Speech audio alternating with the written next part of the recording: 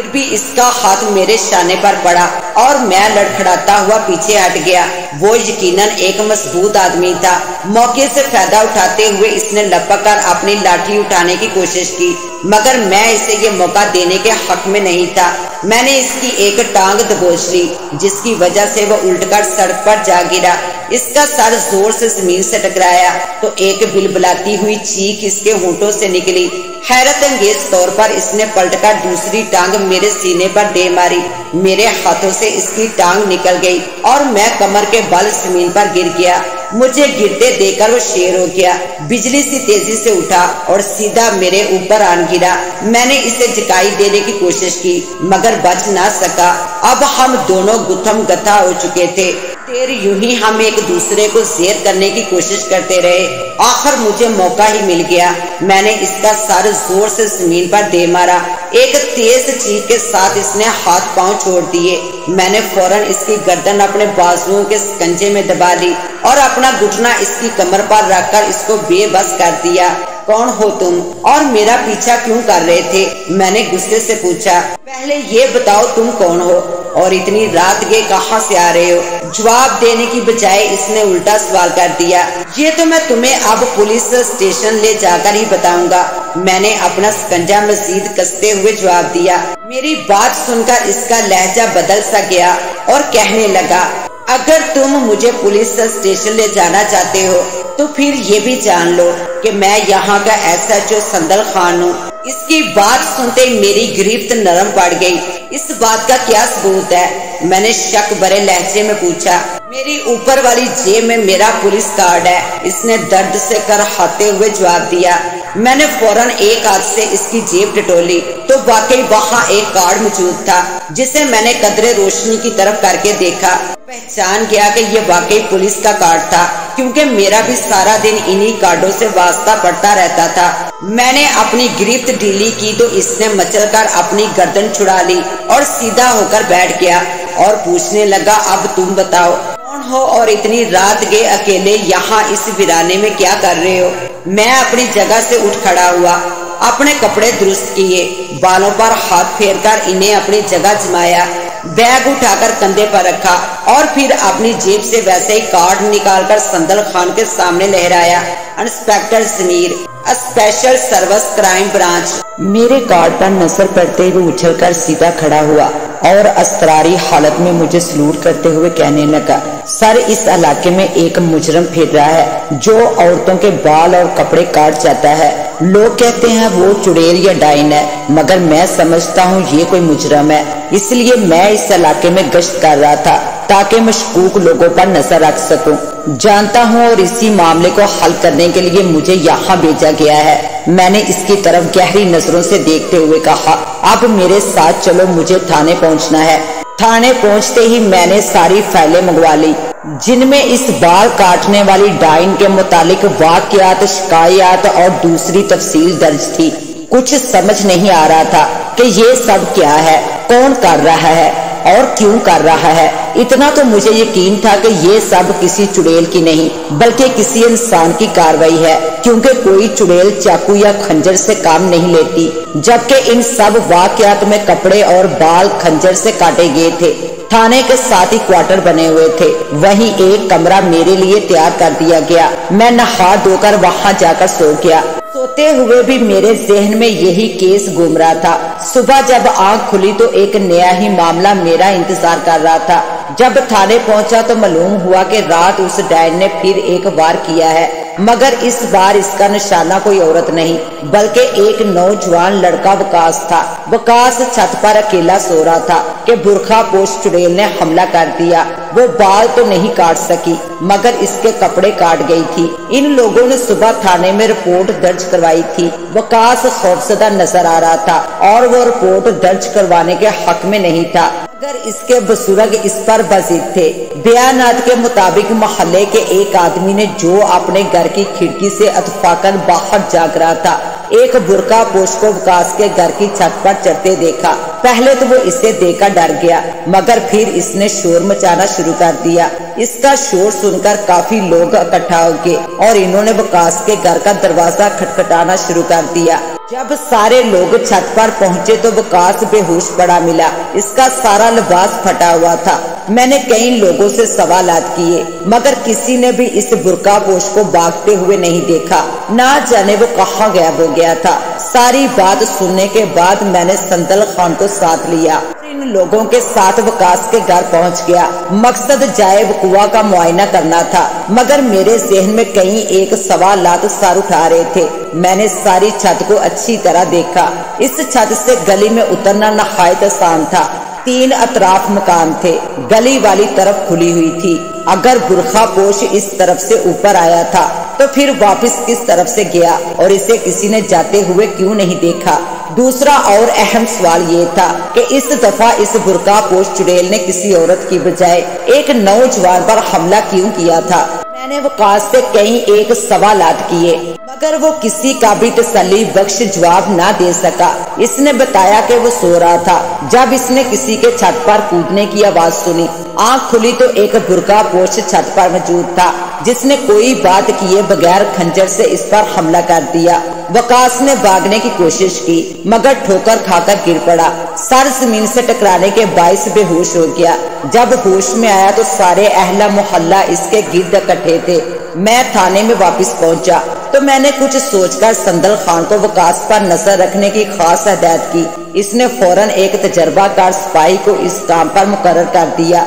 मुझे वकास पर शक हो रहा था कि वो जरूर कुछ छुपा रहा है। हैरत की बात यह है कि रिपोर्ट के मुताबिक इस दिन किसी और जगह इस डैन का हमला नहीं हुआ था बल्कि कई दिन खरीद से गुजर गए मगर लोग अभी तक खौफजदा थे। मुझे बार बार शक हो रहा था कि वकास इस मामले को सुलझाने में हमें मदद दे सकता है। जब 3-4 दिन गुजर गए और जो सिपाही वकास की निगरानी पर मुकर्रर था वो कोई खास खबर ना ला सका तो मैंने खुद ही कोई कदम उठाने का फैसला कर लिया। उस रात मैंने संदल खान को साथ लिया और विकास के घर से थोड़ी दूर एक ऐसी जगह छुपकर बैठ गया जहाँ से विकास के घर का दरवाजा साफ नजर आ रहा था। संदल खान को इस कार्रवाई की समझ नहीं आ रही थी। कुछ देर तो वो खामोश बैठा रहा, फिर सरगोशी के अंदाज में पूछने लगा, सर आपको विकास पर शक क्यों है? ये बेचारा तो खुद इस डैन का शिकार बना है। मैंने मुस्कुराते हुए संदल खान की तरफ देखा और बोला, संदल खान लगता है तुम पुलिस में चने देकर बढ़ती हुए हो। क्या तुमने ये नहीं सोचा कि आज तक इस डैन ने सिर्फ औरतों को निशाना बनाया, एकदम इसने किसी मर्द को निशाना क्यों बनाया? ये इसकी मर्जी हो सकती है। संदल खान ने मुंह बनाते हुए जवाब दिया, मेरी बात शायद इसे नागवार गुजरी थी पर इससे पहले कि मैं इससे मजीद कोई बात करता मुझे विकास की गली के आखिरी सिरे पर एक साया सा लहराता नजर आया। मैंने उंगली के इशारे से संदल खान को खामोश रहने का इशारा किया और इसे साए की तरफ मुतवज्जा किया। साए को देखते ही इसकी पुलिस वाली सारी हिम्मत बेदार हो गई। वो चकन्ना नजर आने लगा। वो साया थोड़ी दूर एक बगली गली में मुड़ गया। मैं मुख्तार अंदाज में उठा और दबे पाँव साए का ताक़ब करने लगा। संदल खान मेरे पीछे था।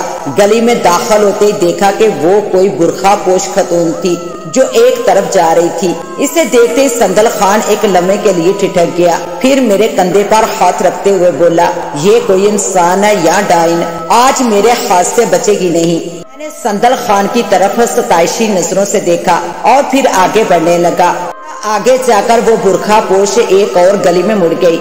मेरे कदम तेजी से उठने लगे। संदल खान ने करीब होते हुए मेरे कान में सरगोशी की, सर मैं इस इलाके से अच्छी तरह वाकिफ हूँ, आप इसका पीछा जारी रखें। मैं साथ वाली गली में से होकर इसे आगे से जाकर पकड़ने की कोशिश करता हूँ। मैंने कोई जवाब देने की बजाय इस बात में सर हिला दिया। संदल खान फौरन ही एक छोटी सी गली में घुस गया। मैं मुख्तात होकर इस बुरखा पोश के पीछे चलता रहा। वो मुख्तात अंदाज में आगे बढ़ रही थी। अब हम एक खुले इलाके में पहुँच चुके थे जहाँ घर थोड़ी दूर दूर बने हुए थे। एक घर के पिछवाड़े में वो बुरखा पोश रुक गई। एक नजर इधर उधर देखा और फिर हैरत अंगेज तौर पर बंदर सी फुर्ती से मकान की दीवार पर चढ़ना शुरू कर दिया। दीवार पर चढ़ते देखकर मैं अपना रिवॉल्वर निकालकर तेजी से इसकी तरफ भागा और साथ ही ललकारा मारा, रुक जाओ वरना गोली मार दूंगा। मेरी आवाज सुनते इस बुरखा पोश की रफ्तार तेज हो गई। इससे पहले कि मैं कुछ करता, एक तरफ से संदल खान नमूदार हुआ और इसने एक पत्थर घुमाकर बुरखा पोश को दे मारा, जो सीधा इसकी टांग पर जाकर लगा। इसी वक्त मैंने भी एक फायर कर दिया। गोली की आवाज और शोर शराबा सुनते ही लोग अपने अपने घरों से जागने लगे, कुछ तो बाहर भी निकल आए।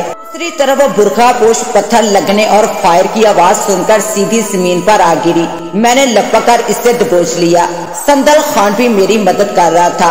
वो मजबूत आदमी था, इसकी गिरफ्त भी सख्त थी, मगर बुरखा पोश भी सख्त जान थी। इसे काबू करने में हमें दिक्कत हो रही थी। संदल खान ने इसकी गद्दी पर एक जोर का हाथ मारा तो बुरखा पोश बेजान होकर जमीन पर गिर गई। शायद वो बेहोश हो चुकी थी।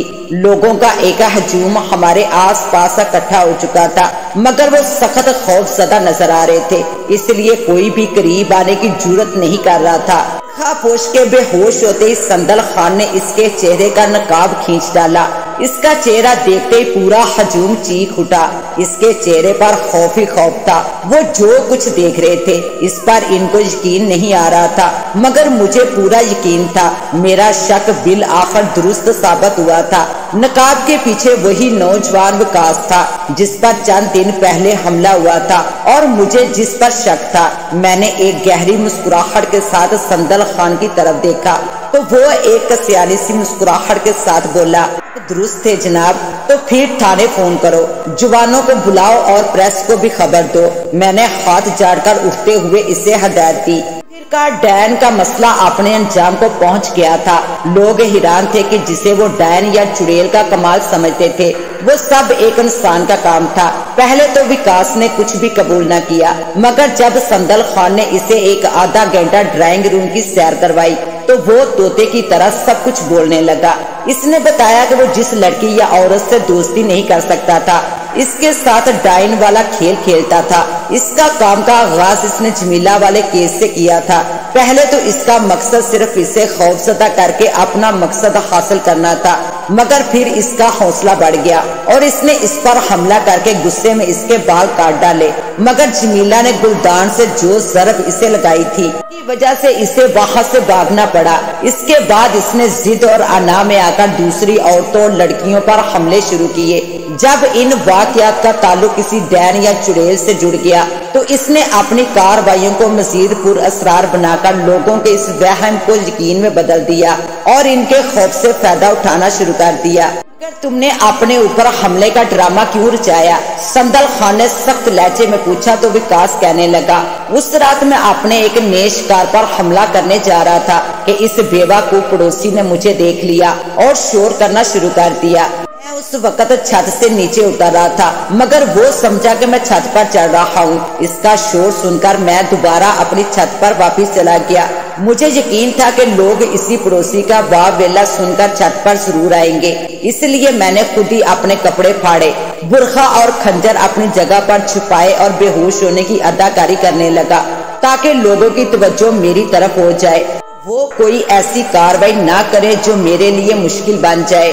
संदल खान ने इसके कंधे पर मजबूती से हाथ रखा और इसे दबाते हुए बोला, बेवकूफ, तुम तो अपनी कोशिश में कामयाब हो ही गए थे। अगर हमारे सर को तुम पर शक ना हो जाता तो मैं अपनी जगह से उठा और इसके करीब आते हुए बोला, जितना मर्जी चालाक हो मगर कुदरत इसकी मदद नहीं करती कि वो झूठ का सहारा ले रहा होता है। इसकी बस एक गलती इसे मरवा देती है।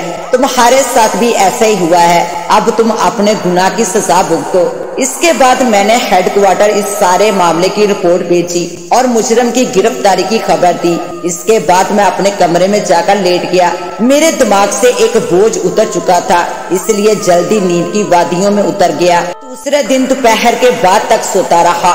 इस दौरान में संदल खान ने मुजरिम का चालान मुकम्मल किया, इसे अदालत में पेश करके रिमांड लिया। जागने के बाद मैं खुद को बहुत हल्का फुल्का महसूस कर रहा था। शाम को संदल खान मेरे पास आया तो मैं अपना बैग बांध रहा था। मुझे देखते ही पूछने लगा, ये क्या कर रहे हैं सर? बस मेरा काम खत्म, کیس حل ہو گیا، اب مجھے واپس جا کر رپورٹ کرنی ہے۔ میں نے سرسری سا جواب دیا، میں آپ کا بہت شکر گزار ہوں کہ آپ نے اس کیس میں میری مدد کی۔ سندل خان شکریہ برے لہجے میں بولا، میں چاہتا ہوں کہ ہم دونوں آج رات کا کھانا کسی اچھے سے ہوٹل سے کھائیں۔ اس کی سادگی دیکھ کر میں منع نہ کر سکا۔ شام کو وہ مجھے اپنے ساتھ ایک ریسٹورانٹ میں لے گیا جو اس علاقے کے لحاظ سے واقعی سب سے اچھا تھا۔ ہوٹل کا عملہ یقیناً سندل خان کو جانتا تھا، یہ وہ اس سے مکمل پروٹوکول دے رہے تھے۔ سندل خان اس پر بہت خوش ہو رہا تھا۔ کھانا کھانے کے بعد جب ہم باہر نکلنے لگے تو میں نے سندل خان کو یاد دلایا کہ اس نے کھانے کا بل تو ادا ہی نہیں کیا، تو وہ بولا اس کی فکر نہ کرے سر جی، ان کے ساتھ میرا حساب چلتا ہے۔ پھر وہ ادھر ادھر دیکھتے ہوئے بولا، کھانے کے بعد پان مل جائے تو مزہ ہی آ جاتا ہے، آپ ادھر ہی رکیے، میں ابھی پان لے کر آیا۔ کہتے ہوئے وہ ایک پان کی دکان کی طرف لپک گیا۔ میں سندل خان کے انتظار میں کھڑا آس پاس یوں ہی دیکھنے لگا۔ وہاں بہت زیادہ رش نہیں تھا۔ اچانک میں چونک اٹھا۔ ہوٹل سے چند گلیاں آگے مجھے ایک مشکوک انسان نظر آیا کہ اسے عورت کہیں کیونکہ وہ برقع اوڑے ہوئے تھی۔ مجھے جس چیز نے اس کی طرف متوجہ کیا تھا وہ یہ کہ حلیہ واقعات کے بعد کوئی بھی اکیلی عورت شام کے بعد گھر سے نہیں نکلتی تھی، اور دوسرا یہ عورت اسی قسم کے برقعے میں ملبوس تھی۔ عورت مشکوک انداز میں ادھر ادھر جھانک رہی تھی۔ میرے اندر کا سراغ رسا بیدار ہونے لگا۔ وہ عورت مڑی اور تیزی سے گلی میں گھس گئی۔ میں فوراً اس کے پیچھے لپکا اور گلی کے سرے پر پہنچ گیا۔ عورت تیز تیز قدم اٹھاتی گلی میں چلی جا رہی تھی۔ میں نے دیکھا وہ گلی بند تھی، بالکل سامنے ایک اونچی دیوار بنی ہوئی تھی۔ میری موجودگی کا احساس کرتے ہوئے عورت تیز تیز قدم اٹھانے لگی۔ رک جاؤ، کون ہو تم؟ میں تمہاری کیا مدد کر سکتا ہوں؟ میں نے اسے زور سے پکارا۔ میری آواز سنتے اس کی رفتار مزید تیز ہو گئی۔ اس وقت تک وہ بند گلی کے سرے پر پہنچ چکی تھی۔ دیوار کے پاس پہنچتے ہی وہ مڑی۔ اس کے ہاتھ میں ایک تیز دھار والا بڑا سا شکاری چاقو چمک رہا تھا۔ مجھے یوں لگا جیسے وہ مجھ پر حملہ کرنے کے لیے پات توڑ رہی ہو۔ چاقو دیکھتے ہی میں چکنا ہو گیا اور مختلف قدموں سے آگے بڑھنے لگا اور سوچنے لگا وکاس تو گرفتار ہو چکا ہے، پھر یہ کون تھی؟ اب یہ کیا نیا قصہ شروع ہونے جا رہا تھا؟ میں مزید کوئی خطرہ مول نہیں لے سکتا تھا۔ سے میں نے اپنا پستول جیب سے نکال کر اس پر تان لیا۔ پستول دیکھتے اس برقع پوش نے اپنا ہاتھ یوں لہرایا جیسے وہ مجھ پر چاقو پھینکنا چاہ رہی ہو۔ اس کا انداز دیکھتے ہی میں نے بے اختیار گولی چلا دی۔ زوردار دھماکہ ہوا اور برقع پوش زمین پر آن گری۔ میں فوراً اس کی طرف لپکا، مگر قریب پہنچتے ہی میرا دماغ بند سا ہو گیا۔ مجھے اپنی آنکھوں پر یقین نہیں آ رہا تھا۔ مجھے میرے حواس سن ہوتے محسوس ہو رہے تھے۔ دیوار کے پاس صرف ایک کالا برقع زمین پر پڑا ہوا تھا اور اس کے اندر کوئی انسان نہیں تھا۔ وہ کہاں گئی؟ اسی وقت مجھے اپنے عقب میں گھروں کی کھڑکیاں دروازے کھلنے کی آواز سنائی تھی۔ پھر چند بھاگتے قدم میری طرف بڑھنے لگے۔ میں نے مڑ کر دیکھا تو لوگ اپنے گھروں سے باہر جھانک رہے تھے اور سندل خان بھاگتا ہوا میری طرف آ رہا تھا۔ اس کی سانس پھولی ہوئی تھی۔ آتے ہی وہ پوچھنے لگا، کیا ہوا سر؟ گولی کیوں چلائی؟ میں تو آپ کو ڈھونڈ رہا تھا۔ آپ اس گلی میں کیا کر رہے ہیں؟ اس نے ایک ساتھ کئی سوال کر دیے۔ ایک مشکوک شخص اس گلی میں داخل ہوا تھا۔ میں اس کا پیچھا کرتا ہوا یہاں تک آ گیا، مگر شاید وہ بھاگ گیا ہے۔ میں نے اسے ٹالنے کے لیے بات بنائی۔ اب میں اسے کیا بتاتا کہ وہ عورت برقعے میں سے کہاں غائب ہو گئی؟ سندل خان نے ادھر ادھر دیکھا اور بولا، بھاگ کہاں سکتا ہے؟ یہ گلی تو بند ہے، لگتا ہے آپ کو وہم ہوا ہے۔ اس کی بات سن کر میں نے مڑ کر گلی کی دیوار کی طرف دیکھا۔ ایک بار پھر میرا دماغ دھواں بن کر اڑنے لگا۔ مجھے چکر سے آنے لگے۔ دیوار کے قریب پڑا کالا برقع بھی اب غائب ہو چکا تھا۔ جگہ یوں صاف تھی جیسے کچھ ہوا ہی نہیں۔ مجھے اپنی آنکھوں پر یقین نہ آ رہا تھا۔ دماغ ماننے کو تیار نہیں تھا کہ مجھے وہم ہوا ہے۔ پھر وہ کون تھی جو کالا برقع اوڑے اس گلی میں داخل ہوئی تھی؟ اس نے مجھ پر خنجر سے حملہ کرنے کی کوشش کی اور پھر غائب ہو گئی۔ میں کچھ دیر خالی جگہ کو گھورتا رہا، پھر سندل خان کی طرف مڑا اور بولا، شاید تم ٹھیک کہتے ہو سندل خان، مجھے وہم ہی ہوا ہے، یہاں سے چلیں۔ یہ کہتے ہوئے میں نے اس کا بازو تھاما اور واپس ہو لیا۔ دوسرے دن میں اسی ریلوے اسٹیشن سے واپسی کی ٹرین پر سوار ہو گیا۔ مگر اپنے ساتھ بہت سے سوالات لیے جا رہا تھا کہ اگر وکاس پکڑا گیا تھا تو وہ کون تھی جو بند گلی میں غائب ہو گئی تھی؟ کیا وہ واقعی ڈین تھی؟ ساتھ ہی اپنی ہوسٹ دعا وائس کو دے اجازت، ملتے ہیں انشاءاللہ ایک نیو کہانی کے ساتھ، تب تک کے لیے اللہ نگہبان۔